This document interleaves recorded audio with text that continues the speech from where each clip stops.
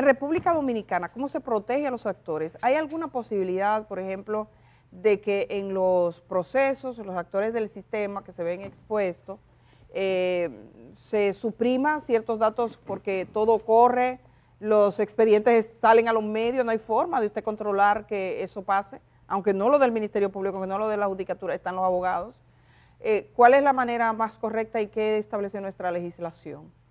Bueno, la realidad es que no podríamos considerar el conocimiento de un proceso donde el juez no tenga rostro. Todas las personas tienen derecho a conocer quién los está juzgando. Porque es público. Claro, los procesos son públicos. Y también porque se debe legitimar la persona del juez. Se debe garantizar que yo estoy siendo juzgado por una persona que no tiene ninguna tacha, que no tiene ninguna causal de apartamiento de ese proceso. La ley de carrera judicial establece que los jueces deben contar con una protección de la Policía Nacional, que lamentablemente un gran porcentaje de los jueces no dispone de esa seguridad, no o de esa protección, no tienen seguridad. Los jueces de paz, jueces de primera instancia, en su mayoría carecen de esa protección, de esa seguridad, que es por ley deben disponer de ella por 24 horas. Para proteger igualmente a otras personas vulnerables o involucrados vulnerables en los procesos, tenemos una ley de protección de datos personales y el Poder Judicial se encuentra inmerso en un proceso de conversaciones con los distintos medios de comunicación, comunicadores y con la prensa en general para construir una política de protección de datos personales que garantice que esas decisiones que son públicas y que trascienden al escenario judicial, esos datos personales y sensibles, cédula de identidad, domicilio de los involucrados, sean anonimizados o sean sustituidos, garantizando la información personal de esos usuarios. Ha sido muy discutido ese punto, yo iría a ese punto en un momento, pero antes, quizás más que los involucrados en sí mismos, que son los imputados, por ejemplo, un militar que hace un operativo, y en ese operativo incauta 2 fusiles, es obligatorio que del militar se tenga todos los datos para ustedes poder tomar una decisión, ¿cierto? Sí, claro, no se puede guardar la reserva de identidad del testigo, que en ese caso ese militar pasa a ser un testigo. Esa reserva de identidad es provisional de acuerdo con lo que establece el Código Procesal Penal durante la investigación, pero ya para el momento del juicio se debe develar ante el tribunal quién es esa persona, incluso en casos de criminalidad organizada donde se puede recurrir a la figura del agente encubierto o el agente bajo reserva. Esa reserva de esa información de quién es esa persona debe develarse ante el juez al momento de que se va a iniciar el proceso y que se va a presentar ese testimonio en juicio. Magistrada, perdóname, sí. Pero vamos a ver, vamos a un caso hipotético, ¿verdad? Sí, claro. Se dice, el teniente coronel tal, en el destacamento tal, le dio una orden al mayor tal, quien a su vez llamó al capitán tal, que le dio una orden entonces al teniente tal, que salió con los sargentos tales y el cabo tal y el raso tal. ¿Así va? Así va. ¿Es necesario ese detalle? Eso no tiene o simplemente decir que las autoridades policiales apresaron infragante o tal cosa, ¿no? Lo que pasa es que depende de la importancia del detalle, o sea, de la importancia para la construcción de la teoría de caso. Okay. Sí, la acusación tiene que ser específica y las pruebas que se ofrecen para garantizar el derecho de defensa tienen que ser igualmente específicas. Si yo ofrezco al teniente X, yo tengo que develar cuando yo digo que él es mi testigo, qué es lo que él conoce de este caso y qué es lo que yo espero que él diga en el tribunal, y debo identificarlo para que esa otra parte contra quien yo estoy presentando ese testigo esté en condiciones de entonces confirmar lo que yo digo de ese testigo, de verificar si este testigo es un enemigo, alguien le está pagando para decir, por ejemplo, lo que yo quiero que él diga, si tiene algún impedimento, o confirmar incluso lo que él dice que él pudo haber visto o que pudo haber conocido de ese proceso. Magistrada, y yo debo conocerlo. ¿Cuántos casos usted calcula que usted ha conocido en su vida como jueza? Wow, muchísimos. La vida como jueza ha sido cada mes, por ejemplo, ¿cuántos casos usted conoce? Bueno, emitimos, vamos a contar el promedio de la sentencia que emitimos. Emitimos un promedio de 25, 30 sentencias por mes. Y al año, este año 2024, cerramos con 282 sentencias, o sea, casos conocidos definitivamente. ¿En su tribunal? En nuestro tribunal. Pero entonces, es una media, que es igual y común a todos los tribunales penales, por ejemplo, aquí del Distrito Nacional, del Palacio de Justicia de Ciudad Nueva. Entonces, de tantos casos que usted recibe, de vez en cuando hay uno que salta a la prensa, que tiene el interés público. ¿qué tanto pesa para los jueces que un caso tenga todas las miradas encima, todas las cámaras, que se debata, que la gente está atento a cada uno de esos movimientos? ¿Es constituye una presión, modifica su comportamiento, le obliga a estudiar más del caso? ¿En qué implicaciones tiene? Realmente para el Poder Judicial no hay casos más grandes, no hay casos más pequeños, todos los casos deben ser gestionados con el mismo rigor, independientemente de que en la realidad, algunos casos generan la atención de la sociedad.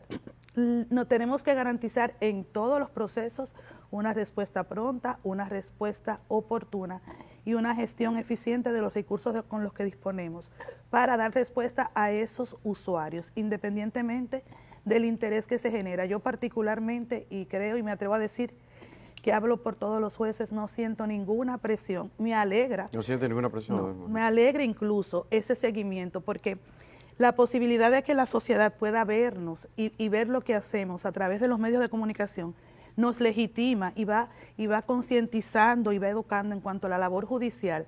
Y recordemos que los juicios son públicos y los medios de comunicación potencializan esa publicidad. Y cuando el ciudadano puede escuchar lo mismo que está escuchando el juez, legitima y valida la decisión y el comportamiento que el juzgador esté emitiendo en un momento determinado. Le voy a hacer una pregunta muy personal, magistrada. Mire, los periodistas, otra vez para hacer la comparación, tenemos la suerte o la desdicha de estar frente a una tragedia o un caso complejo, ¿verdad? Y después ir a la casa, ya, a veces con esa carga, y vuelve y trata otro caso y así. Los médicos en los hospitales también ven muchos pacientes, pero los médicos tienen la ventaja de que cada cierto tiempo le ponen una vacuna, ¿verdad que sí? A los jueces y a los periodistas no necesariamente nos asiste nadie. Hay una carga psicológica, hay un estrés. ¿Tienen los jueces alguna ayuda de carácter, digamos que psicológico, de asesoría, de un poco cogerlo suave, un poco esto, o es nada, cargar con eso profesionalmente? Realmente me consta que el Poder Judicial tiene un servicio de acompañamiento, gracias a Dios nunca lo he necesitado ni lo he tenido que usar, pero sí me consta y conozco de servidores judiciales incluso que han laborado conmigo, que han accedido a esos servicios de psicólogos y que le dan seguimiento en situaciones particulares.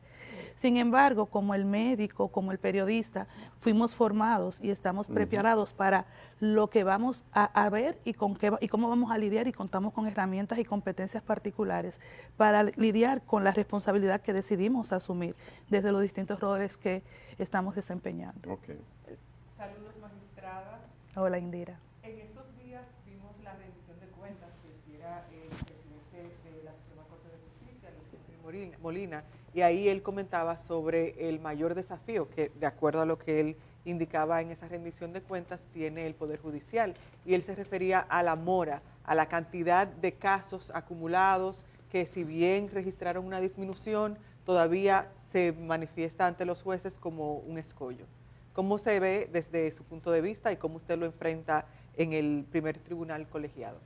La realidad es que el amor es una deuda pendiente del Poder Judicial, una deuda histórica de la justicia dominicana, y así lo ha contemplado la Suprema Corte de Justicia, que ha motorizado y promovido numerosos proyectos para garantizar que los usuarios y usuarias del servicio reciban una respuesta oportuna.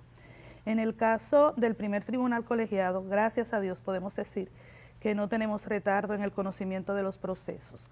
Y no es un caso, una situación particular del primer tribunal colegiado. En la jurisdicción del Distrito Nacional, hace aproximadamente 3 años, comenzaron a implementarse una serie de políticas y proyectos tendentes a garantizar, eficientizar esa gestión y que los procesos fueran concluidos en los plazos que establece el Código Procesal Penal. ¿Y qué pasa con los demás tribunales o las provincias donde no todavía tienen ese tema de la mora judicial? ¿Qué es lo que pasa? ¿Se implementaron o no se implementaron? ¿Dieron resultados? ¿Cuál es la situación? Claro que sí. El Poder Judicial hace aproximadamente 2 años inició un proyecto, el proyecto de optimización del proceso penal, y dentro de los hitos de ese proyecto está precisamente reducir el retardo en el conocimiento de los procesos penales, que son tan sensibles por los intereses que involucran. Y ese proyecto se ha ido implementando y se está implementando a nivel nacional, con resultados positivos. Podemos decir que no hemos erradicado la moda en sede penal, pero el 60% de los tribunales penales está al día. Todavía hay mucho por hacer, pero son avances bastante significativos. Es una prioridad del Poder Judicial eficientizar los recursos y los procesos para garantizar que esos usuarios de la justicia penal, que usualmente son los usuarios más vulnerables, reciban esas respuestas que requieren sin mayores dilaciones. ¿Y a qué se debe, Zamora, que aún persiste, a pesar de los avances que usted destaque, que nosotros vemos en la prensa? ¿A qué se debe? ¿Falta de jueces, de eficiencia en algunos tribunales? ¿Qué pasa? Múltiples factores impactan en la realidad de que tengamos retardo en la administración de justicia. El principal es la carga de trabajo. La carga. En República Dominicana no existe una cultura de negociación. Todos los usuarios y como dominicanos entendemos que debemos recurrir al litigio y a cada uno de los pasos del proceso penal. Hasta las últimas consecuencias. Hasta las últimas consecuencias, con la esperanza de que la suerte o la verdad de ese proceso va a cambiar. Sin embargo, el Código Procesal Penal no ha sido concebido para que todos los procesos se litiguen, sino que establece múltiples medidas que garantizan que el proceso se conozca de forma anticipada y que solo llegue a juicio lo que requiere realmente la atención de los jueces. Póngame un ejemplo, magistrada, porque yo sé que es así como usted dice, la gente dice, no, eso tenemos que ir al tribunal. ¿Cuáles son las ventajas de llegar a un acuerdo, ¿cómo se llama? Extrajudicial, sí, en este sí, caso, ¿no? sí, un acuerdo entre las acuerdo. partes, incluso con la intervención, creo que el Ministerio Público tiene un departamento, porque el amigo Alexis Peña trabaja en ese asunto, Claro que conciliación, ¿verdad? Entre vecinos que a veces tienen una pequeña disputa. ¿Cuáles son las ventajas? La principal ventaja es la respuesta oportuna y la capacidad de reinserción efectiva. Pongo un ejemplo concreto. Una persona es víctima de un robo. Le han sustraído sus pertenencias en circunstancias particulares. Esa persona debería someterse al curso de un proceso que está diseñado en 5 etapas, 5 momentos procesales, y aun cuando en principio debe concluir en un plazo máximo de 1 año, es 1 año donde yo voy a estar compareciendo a los tribunales, a distintas audiencias, a la audiencia de medida de coerción, a la audiencia preliminar, al juicio, a la audiencia del recurso, a la audiencia de casación ante la Suprema Corte de Justicia, a todos los llamados del juez de la ejecución de la pena, siempre que ese privado de libertad requiera algo del juez de la ejecución de la pena. Sin embargo, si yo desde la etapa inicial del proceso acuerdo con ese imputado, lo primero es que él debe resarcir el perjuicio y el daño que me ha ocasionado. No es que simplemente te vamos a decir, te perdonamos, vete, no. Tú tienes que resarcir a esa víctima por los daños que ella sufrió.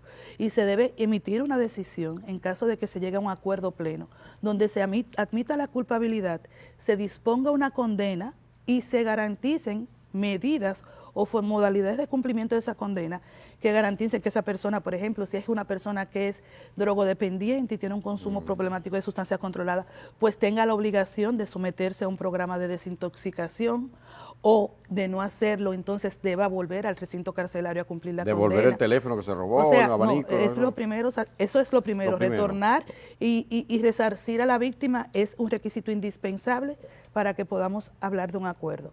Se pudiera obligar o condicionar esa libertad y ese acuerdo a que esa persona concluya sus estudios, aprenda un trabajo técnico, que reciba un seguimiento de instituciones particulares que garanticen que ese ciudadano que ha cometido un robo en mi perjuicio efectivamente se reduzca y se reinserte, y eso no ocurre necesariamente privado de libertad, y que se garantice que él ya no es un peligro ni para mí ni para la sociedad, porque en República Dominicana no hay cadena perpetua. La pena máxima es 30 años, pero en un caso de robo estamos entre 3, 5, 10. Ese ciudadano va a salir eventualmente. Y a nosotros como sociedad lo que nos conviene es que se focalicen los esfuerzos para garantizar que ese usuario del sistema, cuando retorne a la sociedad, real y efectivamente no sea un peligro para nosotros.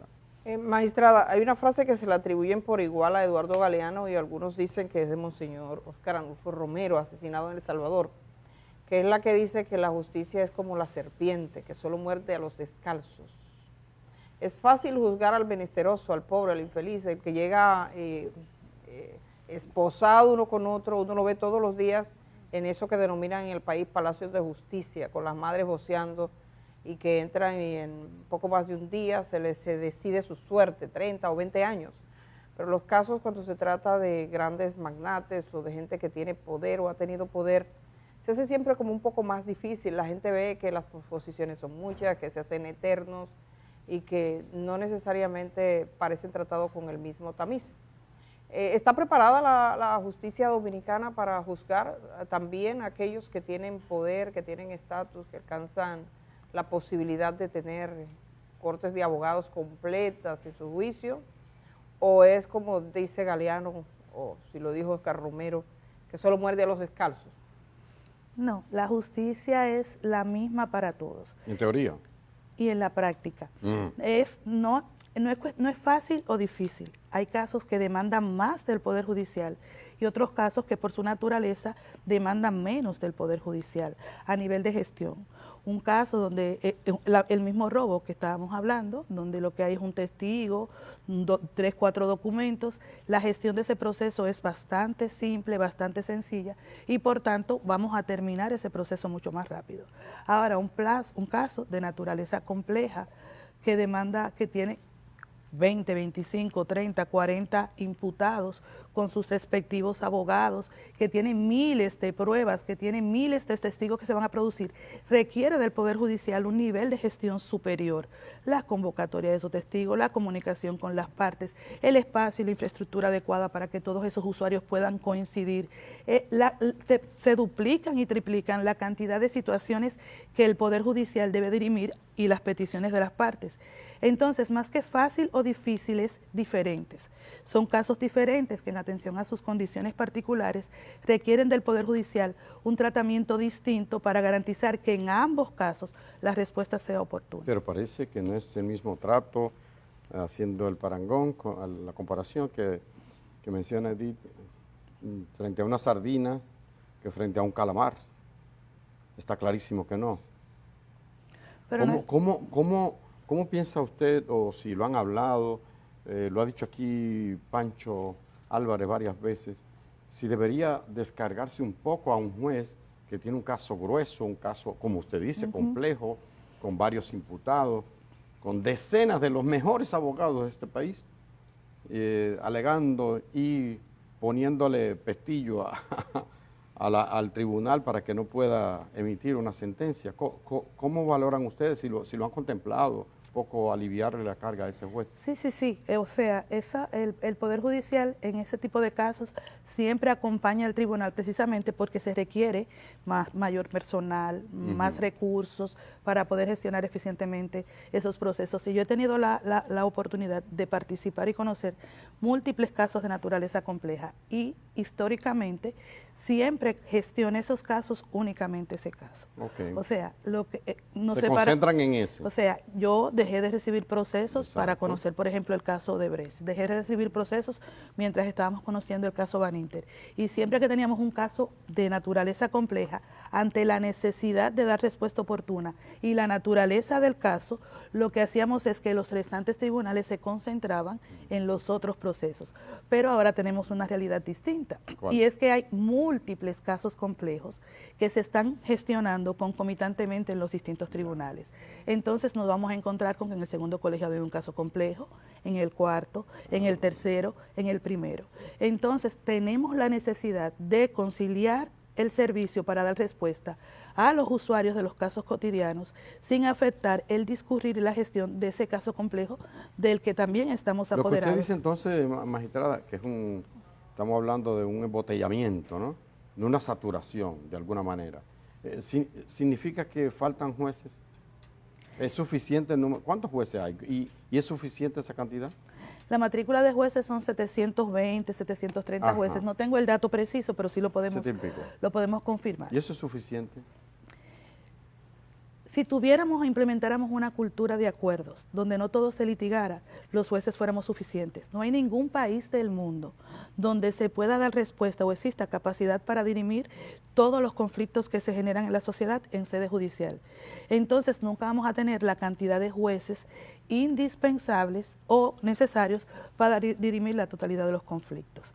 Sin embargo, también tenemos que reconocer que tenemos una debilidad, y es que existen múltiples vacantes de jueces de paz que deben ser cubiertas. El Poder Judicial se encuentra en el proceso de llamar a concursos, ya se han hecho 2 concursos a final del año pasado y en este año, y ya se prevé llamar a un tercer concurso para que los aspirantes, los abogados que quieren ser jueces, entren al programa de formación en la Escuela de la Judicatura.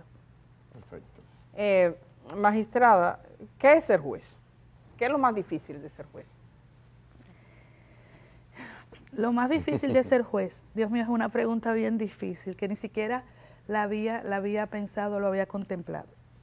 Yo siento que, más que lo más difícil, lo más importante de ser juez es reconocer la responsabilidad que uno tiene en las manos y reconocer que uno se debe únicamente a la Constitución y a las leyes, que uno está tutelando derechos, reconocer la importancia para los usuarios de su conflicto y en consecuencia asumirlo y gestionarlo con el rigor que corresponde para que ese usuario reciba tutela judicial efectiva, reciba respuesta de ese reclamo que haya tramitado en sede judicial y que apela a que el juez resuelva o dirima. Se puede complacer a ambas partes, siempre hay alguien que queda inconforme. ¿Qué sienten ustedes? Bueno, aquel dice, esa es una jueza que le pesan los ruedos de la falda, esa sí es una magistrada justa, y el otro dice, esa, usted sabe, un improperio. Sí, claro. En un proceso judicial estamos ante un conflicto. El juez es un árbitro. En un ring de boxeo no ganan los 2 participantes, exacto, gana uno y el árbitro decide quién ganó. En el caso de los jueces, el árbitro, a partir de lo que se le muestra y del examen de las pruebas, va a decidir cuál es la verdad en ese caso, la verdad propuesta por uno o la verdad propuesta por otro. Por tanto, sería imposible complacer a ambos involucrados en ese conflicto porque alguien tiene la razón y alguien no la va a tener al final cuando emitamos la sentencia. Sí.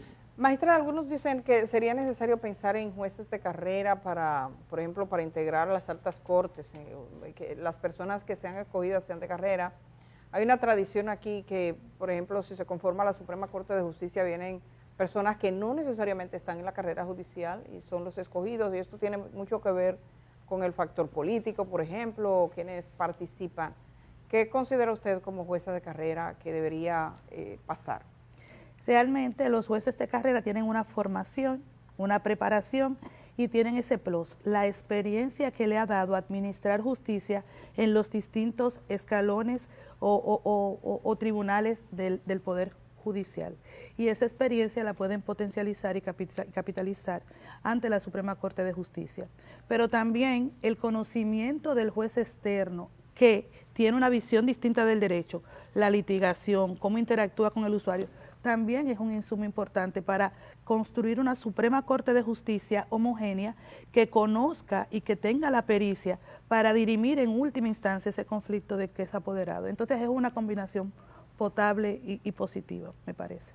Bueno, usted le tocó conocer el juicio Van Inter, que fue desafiante en ese momento. Yo recuerdo 3 jueces, usted, Pilar Rufino y el magistrado Sánchez Mejía. Y había aspectos muy técnicos y muchas operaciones bancarias, por ejemplo. ¿Eso suponía para ustedes una preparación adicional? ¿Pasa así con muchos casos? Realmente no supone una preparación adicional porque cada uno de los usuarios juega un rol. Okay. Y cada uno de los usuarios tiene su teoría del caso y su intención primigenia es garantizar que el juez comprenda lo que él está planteando. Entonces, quien se asiste de técnicos usualmente es el Ministerio Público, la defensa, que cuentan con consultores técnicos, que cuentan con peritos, llevan esos peritos al tribunal, esos peritos explican y desmenuzan el contenido de esas operaciones y nos colocan en condiciones de entonces poder decidir y evaluar correctamente esa evidencia. Antes un juez tomaba una decisión en base a su íntima convicción, es decir, los abogados, incluso el imputado decía, argumentaba tal y tal cosa y dependiendo de su grandilocuencia, de su labia o de una retórica si la tenía o su argumento, si convencía al juez, perfecto, inocente, culpable, aunque no lo fuera. Luego, ha habido un cambio en el Código procesal, así se dice, procesal penal, en base al cual son las pruebas las que valen. ¿Cómo es más difícil? ¿La íntima convicción? O mejor dicho, les reformulo la pregunta. Se da el caso en que usted tiene la íntima convicción de que fulanito de tal sí es culpable, pero al no presentarme la prueba lo tengo que soltar. ¿Se da eso? Sí, claro. La realidad es que avanzamos cuando en el Código Procesal Penal se incorpora la sana crítica como método de valoración, porque quedábamos al capricho del juez. La decisión estaba permeada anteriormente por los prejuicios, la formación o las consideraciones personales o particulares del juez, los sesgos. Ahora lo que dicta cuál va a ser la decisión es la prueba, la actividad probatoria. Tu verdad es la verdad que tú me puedas demostrar a través de las pruebas que trajiste al proceso. Eso permite un control objetivo de todos los involucrados, de las partes en el proceso, pero de la comunidad y de todo el que tenga el contacto con ese expediente. Una afirmación que se hace en una sentencia debe estar anclada a un medio de prueba que genera esa verdad. Si no, no vale. Si no, esa verdad no existe. Yo no puedo decir, José sustrajo esa cartera, si yo no puedo citar los elementos de prueba en lo que yo sustento esa afirmación y debo además establecer... 5 gente vieron el robo. Exacto. Pero nadie lleva un video, ahí no se puede caer esa prueba, sí. No, aunque porque haya testigo. El testigo es una prueba. El testigo okay. Y el testimonio es la prueba por excelencia. Es la que permite incluso mayor control con el interrogatorio, el contrainterrogatorio, y ese testimonio usualmente se corrobora por otras pruebas. En este sistema es importante incluso establecer por qué creemos ese testigo. Es una obligación del juez establecer por qué le cree, por qué le da credibilidad o por qué dice que a una prueba o un testimonio no le va a creer, porque la decisión descansa en ese soporte probatorio que las partes deben llevar al tribunal. Magistrada, desde su punto de vista, y con esto terminamos así rápidamente, un minuto menos, por favor. ¿Cuáles son los principales, digamos, desafíos y los programas? Todo el mundo hace su planificación del año y el año está apenas comenzando para el sistema judicial de República Dominicana.